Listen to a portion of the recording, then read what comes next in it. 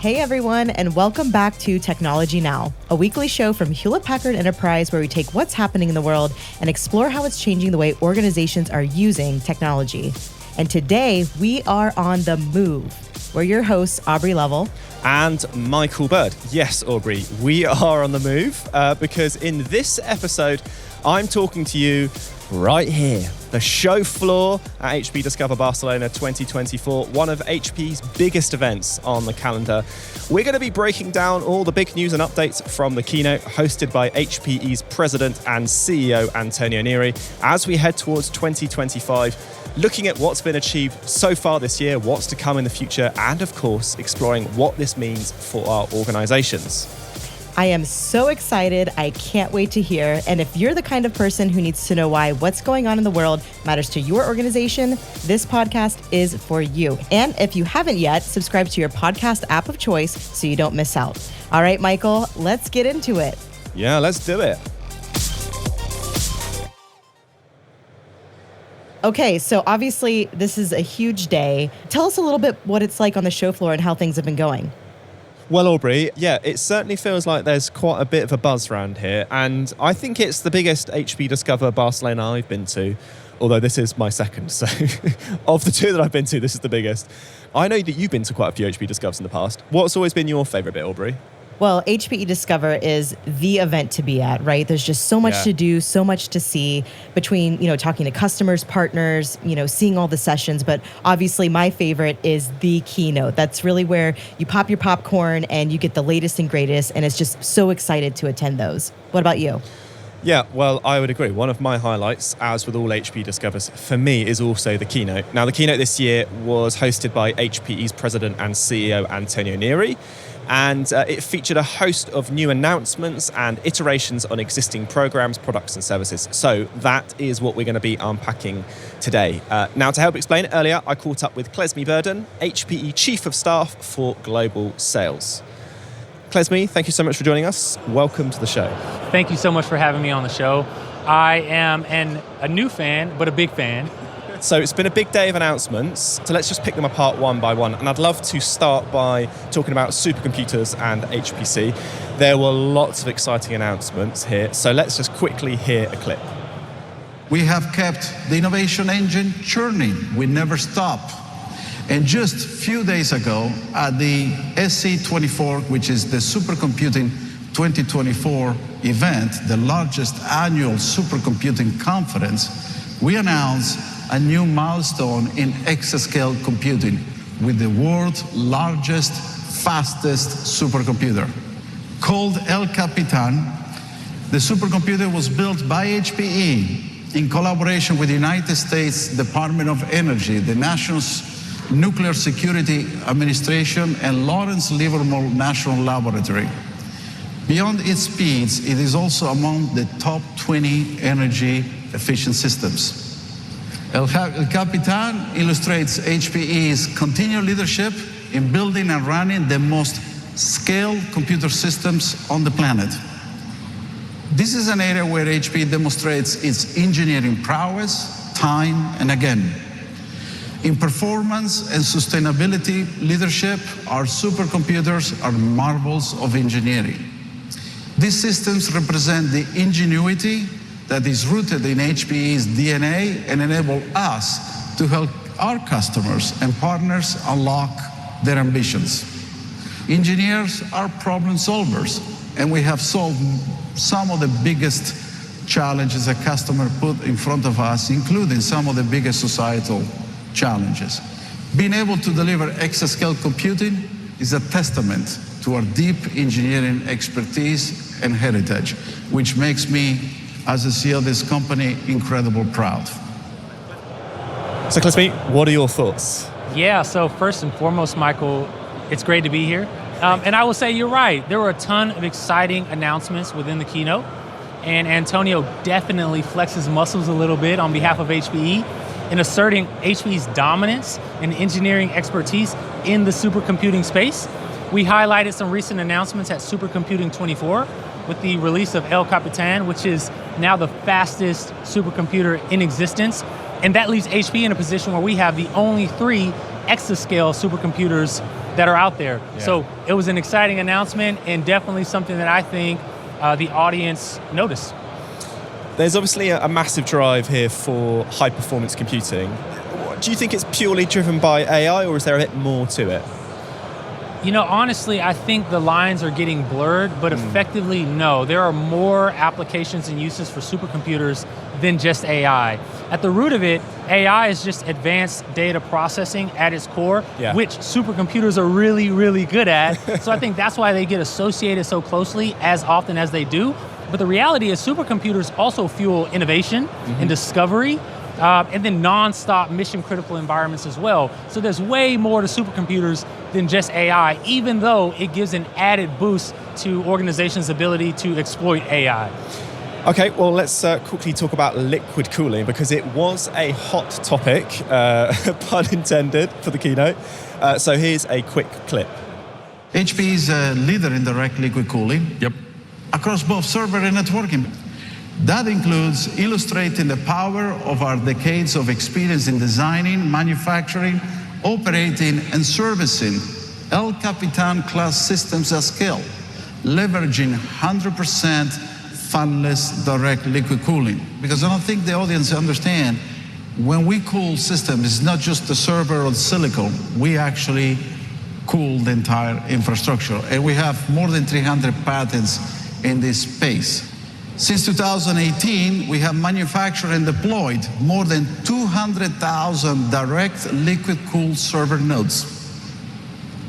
And since 2020, we have done the same for nearly 22,000 direct liquid-cooled networking switches, which, when you do the math, it translates to more than 1 million ports globally with our HPE Slingshot networking fabric.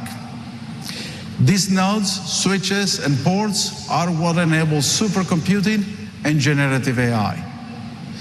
As an example, here in Europe, in the United Kingdom, the AI Research Resource Program, funded by the US government, is providing extremely large machines, such as Isambard AI at the University of Bristol, to ensure sovereign AI capability and ease of access to both research and industry. So, Clesmie, why does liquid cooling matter? It doesn't sound like a very cool topic, pun intended, yes. to discuss, but the reality is it is extremely important, especially as we see these compute-intensive workloads emerging, particularly AI, which are pushing compute architectures to their limits. And there's a lot of heat associated with these workloads, so we need to find a more efficient and effective way to dissipate this heat, which leads to a more sustainable, performant, and effective workload, and ultimately drive down costs for our customers. There's also a business element to sustainability in lower utility bills. So extremely important topic, and I'm glad it was discussed. So, I mean, you touched on this, but how does an investment in liquid cooling make a difference to customers on the ground? Well, I think it's bringing forth a redefined cooling architecture that is really the future of the industry. And it benefits our customers directly in lower costs in terms of running their data centers, and it also reduces space and reduces noise. So now all of a sudden your data center environment can be smaller, more efficient, more performant, and quite frankly more pleasant with the reduction in noise. Yeah, very much so. So let's talk about cloud. There were a whole heap of announcements around GreenLake, so let's just quickly play a clip. Today, more than 37,000 customers use HPE GreenLake Cloud for their hybrid cloud needs. In the last 24 months, we thoughtfully enhanced the capabilities of hybrid by design inside our HPE GreenLake Cloud, adding 2 critical cloud native services. The first one, IT Ops, and the second, DevOps, through the acquisition of OpsRamp and Morpheus Data. OpsRamp, AI-driven incident and response management functions, enables autonomous IT operations. It takes massive amount of inbound telemetry, then uses that information along with AI to find the signal in the noise, identify issues, and propose or even automate resolution. With deep integration into dozens of common tools and multiple clouds, Morpheus can fully automate the end-to-end provisioning and lifecycle management of traditional and cloud-native workloads. Together, they can expand the capabilities of HPE GreenLake under multiple clouds and multiple IT vendors to help customers accelerate cloud operating model adoption. It is the true foundation of an exciting new solution I'm announcing here today in Europe. The virtualization landscape is shifting.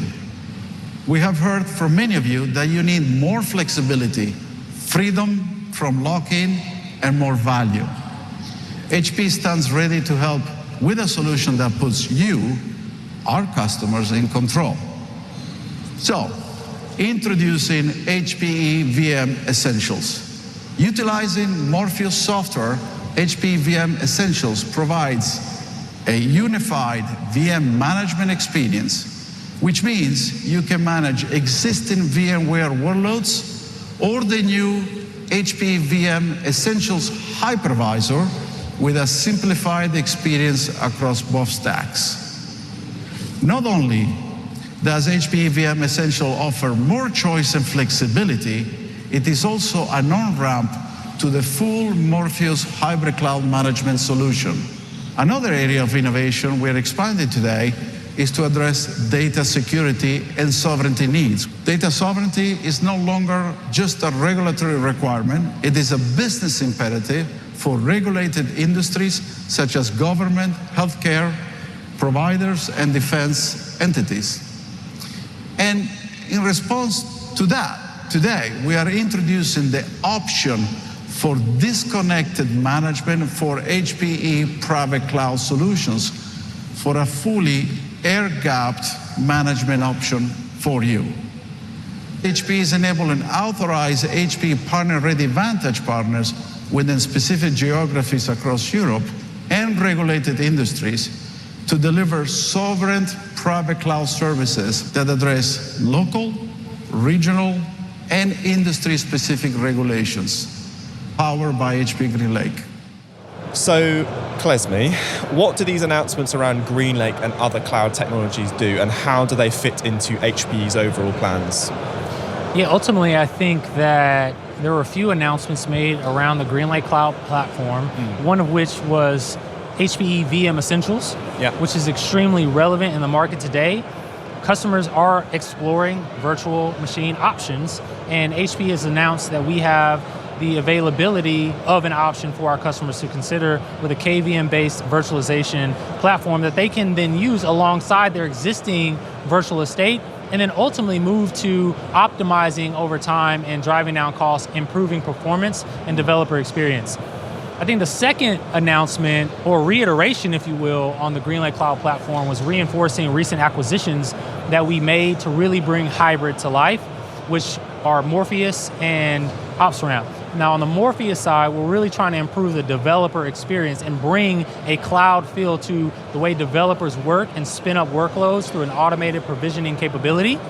And then from an OpsRamp perspective, it's all about IT operations efficiency, driving an automated IT operations landscape so that way you reduce alerting, you can simplify your management of your hybrid estate, not just your on-prem environment, but also your public clouds and your co-location and edge environments as well. So a couple of announcements made around the GreenLake Cloud platform, and I think they're all really exciting.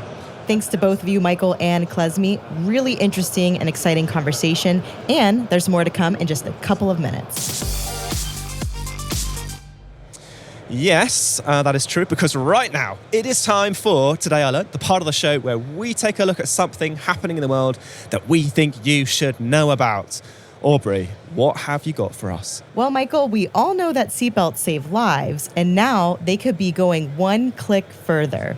Researchers in Singapore have been experimenting with seatbelts as a wearable tech, just like your smartwatch.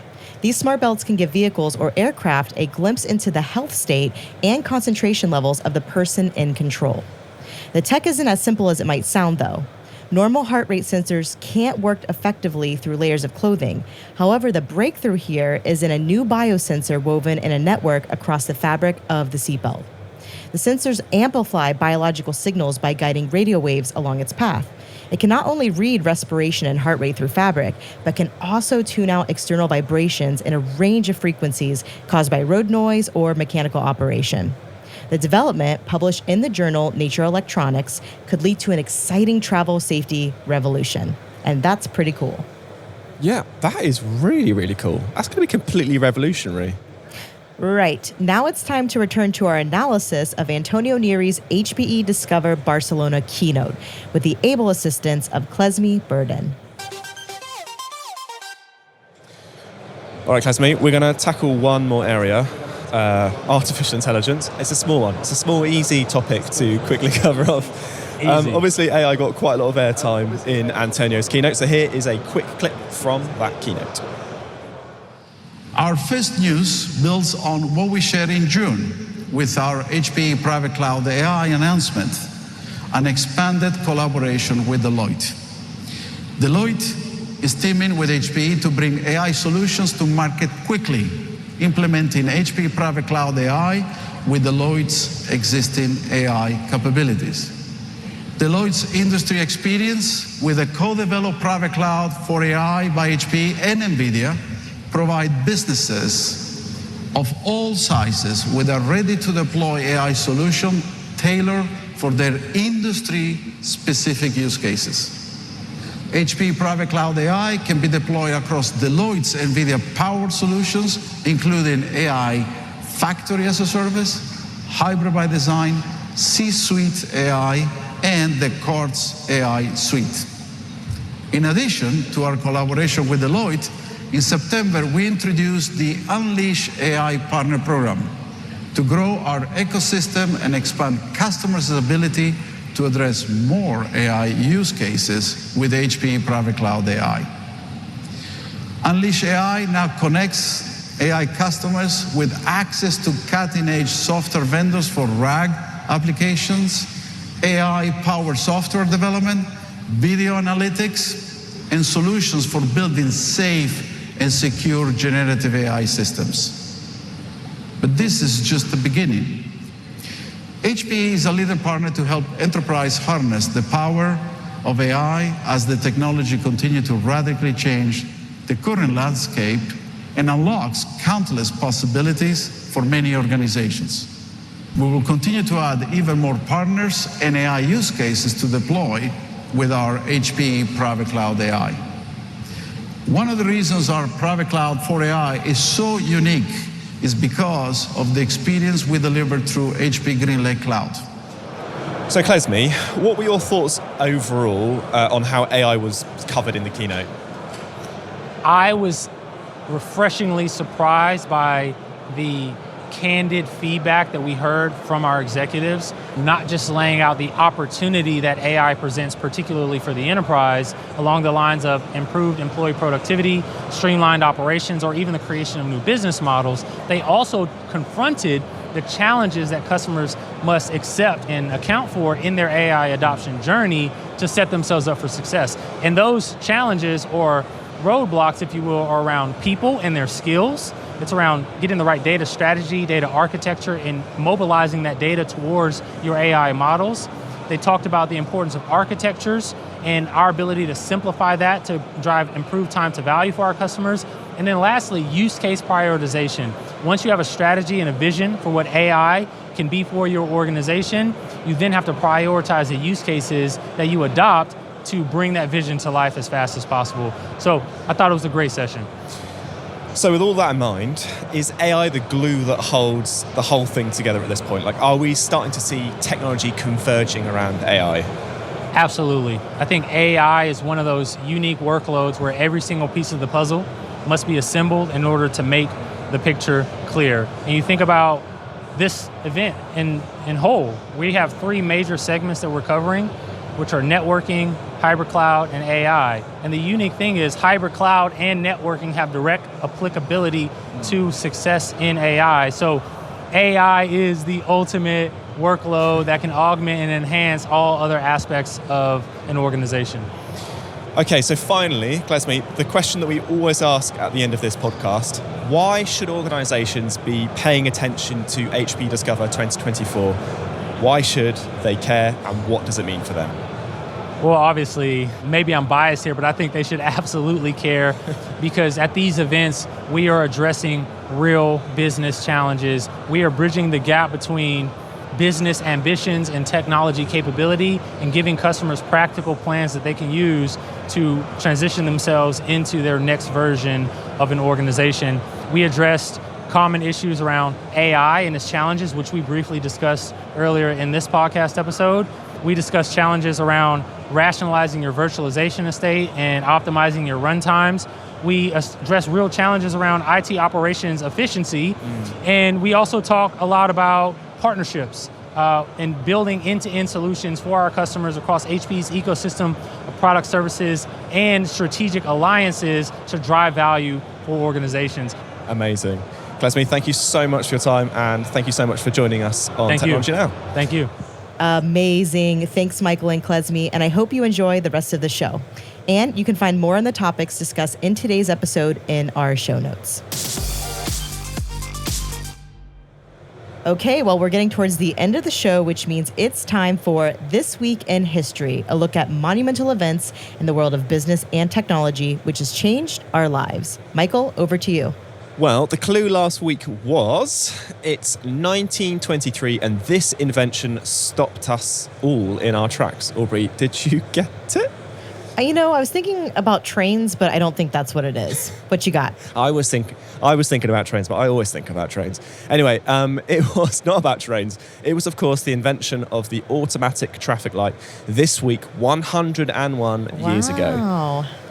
Yeah, it's kind of hard to believe that it took decades between the invention of the automobile and the invention of the stoplight, or at least one which didn't require a human to change the colours. Now, the inspiration came to an American man called Garrett Morgan, who witnessed a crash between a vehicle and a horse-drawn carriage and decided that there must be a better way to police junctions. He created the Morgan traffic light signal before selling on the patent to manufacturers for $40,000, around $740,000 today. The technology immediately caught on, becoming widespread globally throughout the 1920s and 1930s. Pretty cool, eh? It really is. That's pretty amazing. But what's even more amazing is it's over 100 years old, and some people still don't know how it works when they drive. This is very, very true, Aubrey. Very, very true. Awesome. And the clue for next week, it's 1895, and this will have quite the impact on science. Ooh. It's worth saying the will was in sort of brackets, wasn't it? This the will is the will. emphasis. Yeah. Okay. That brings us to the end of Technology Now for this week. Thank you to our guest, Clesmie Burden, HPE Chief of Staff for Global Sales. And to you, our listeners, thank you so much for joining us. Technology Now is hosted by Aubrey Lovell and myself, Michael Bird. And this episode was produced by Sam Dattapoulin and Alicia Kempson-Taylor, with production support from Harry Morton, Zoe Anderson, Alison Paisley, and Alyssa Mitri. Our social editorial team is Rebecca Wissinger, Judy Ann Goldman, Katie Guarino, and our social media designers are Alejandra Garcia, Carlos Alberto Suarez, and Ambar Maldonado. Technology Now is a Lower Street production for Hewlett-Packard Enterprise, and we'll see you at the same time, the same place next week. Cheers.